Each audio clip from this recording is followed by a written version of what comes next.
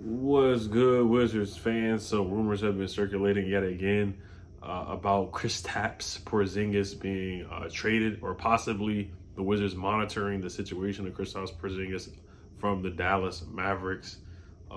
Things have gotten heated between him and Luka.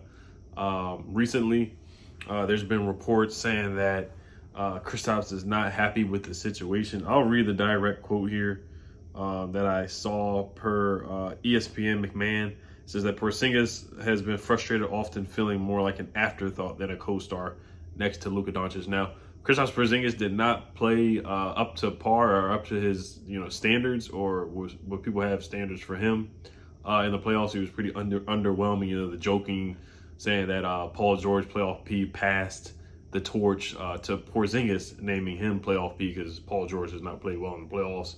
And now Porzingis did not show up and play well in the playoffs this past first round. So the unicorn, Kristaps Porzingis, man, he's had a great career. He had a really good career with the Knicks.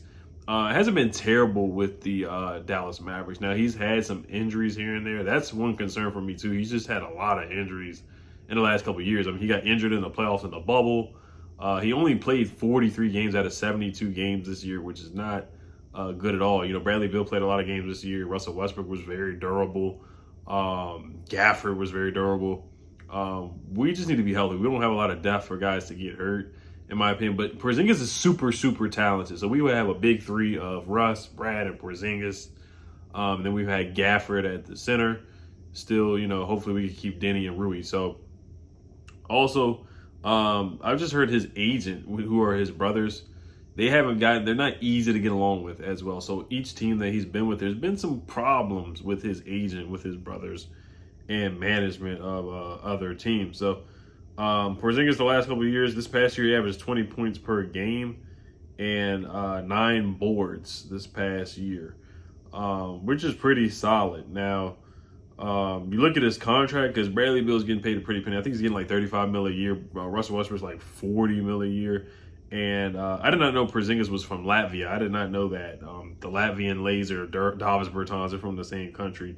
Now, Porzingis, you look at his contract, it's a 5-year, $158 million contract, $31 million per year. So that's a lot of money tied up in 3 guys. Now, Ted Leonsis or Tommy Shepard, I think he said in the press conference the other day, that in the season-ending press conference, said that they're not concerned about going into the luxury tax. So if they want to get another star to add to Brad and Russ, they're going to definitely have to go into the luxury tax and to add other pieces around them. Even to sign guys like Robin Lopez, they'll probably have to go into luxury tax or use that mid-level exception or whatever, just to get some mid-level guys around this big three. There's a lot of money tied up just to 3 guys. There's a lot of money already just tied up to Brad and Russ, to be honest with you. Now, we're already a playoff team without Porzingis. Now, we want to jump from the 8th seed to at least, I think the ceiling for this team is really like a 4th or a 5th seed, because I don't see us being any better than the Bucks. I don't see us being any better than the Nets and KD and Kyrie and James Harden. I don't see that happening. The Sixers, I don't see us being past the Sixers with adding Porzingis as well, in my opinion. I just don't think we'll be better than those top 3 teams. The Hawks look pretty darn good, so maybe we could compete with the Hawks. But other than that, I think we would be better than the Knicks, probably better than the Celtics, probably better than the Magic, the Bulls, the Pacers. The Pacers just fired their coach. So we would be better than those bottom teams 5 through 8, the Knicks and teams like that. I think we'd be better than those teams. But the top 3, 4 teams, we still wouldn't be better than those teams, in my opinion. We'd probably still be like 4 or 5th seed, something like that. So this is the proposed trade that I saw on Instagram. Shout out to Wizards Territory. Oh, no, this is not Wizards Territory. This is, and the rumor is coming from Chris Krause per 48 minutes, said the Wizards will continue to monitor the Kristaps Porzingis situation heading into the 2021 offseason. Kristaps Porzingis, who is reportedly frustrated with his situation in Dallas, is a name to watch. The front office continues to monitor Porzingis' situation, though the price tag will be a major factor in whether or not the Wizards can pull off a deal. This is from Chris Krause reporting this. So this is the deal from Wizards FP _ on Instagram. You make sure you guys follow this guy, follow the page. It says we would receive Kristaps Porzingis. The Dallas Mavericks we would give away Davis Bertans, where I know everybody would be happy about that because this man went 0 in the playoffs, 0 points and 6 fouls and fouled out. The meme where it's like the day before a holiday weekend, this is what I do. I work. I just chill and don't do a darn thing. So Davis Bertans had an underwhelming year. We would trade Davis Bertans, Thomas Bryant, Chandler Hutchinson, and a 2022 second round pick. I don't think we can trade. There's some rule with our first round picks for like, because I know the 2023 pick is a protected pick that goes to the Rockets. So there's something with the 2021 pick and the 2022 pick. It's something like we just can't trade them. We're not allowed to trade them. So it would have to be a second round pick. I wouldn't give up a first round pick. Maybe Davies in a first round if I could for Porzingis, but I know you got to do something with the salaries to make those match. Davies is making $16 million a year, as we already know. He's stealing money from the Washington Wizards right now. Thomas Bryant is making $8 million a year. Chandler Hutchinson is making like $4 million a year, or something like that. I gotta look that up. But I'm not the biggest fan of Chandler Hutchinson. He's definitely expendable. Like, he's a guy that we can definitely let go, and I wouldn't blink an eye at all. Like, I wouldn't blink an eye. I wouldn't mind trading him for real. I just got to charge my phone. I don't know why this thing isn't charging, but I certainly wouldn't mind trading Chandler Hutchinson. I wouldn't mind that at all.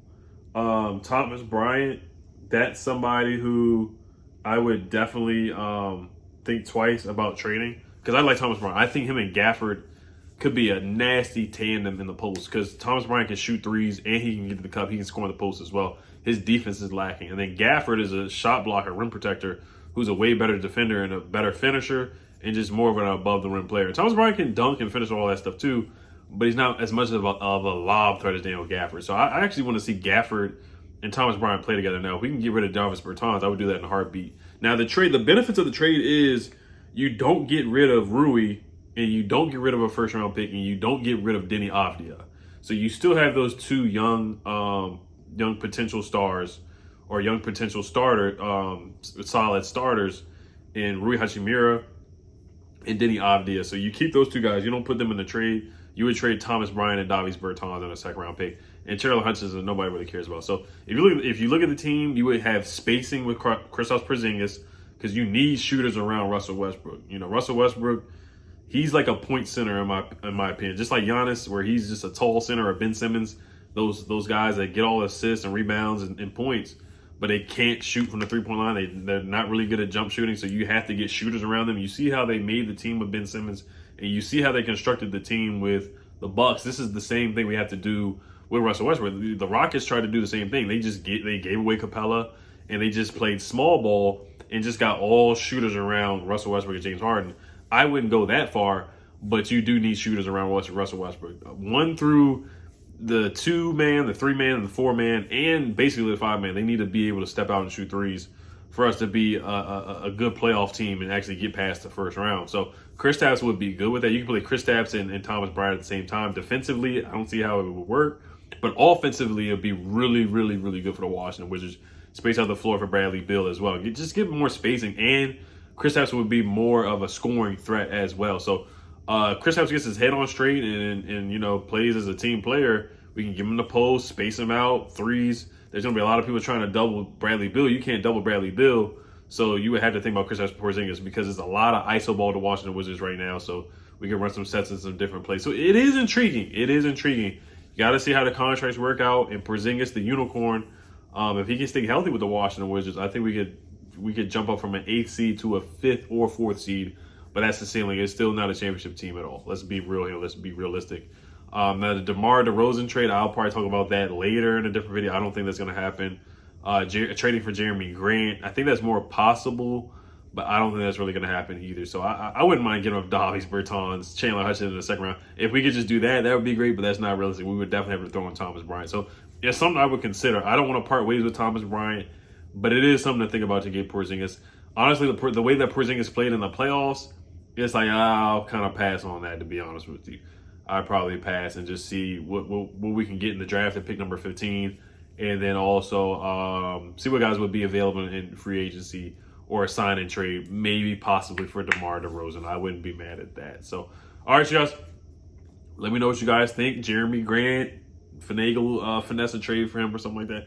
Maybe there's somebody else that might become available in the offseason as well. All right, so I will be making a free agency video coming up pretty soon. Who should stay, who should go, or free agency targets. So stay tuned for that. All right, y'all. Hail to the Wizards. Peace.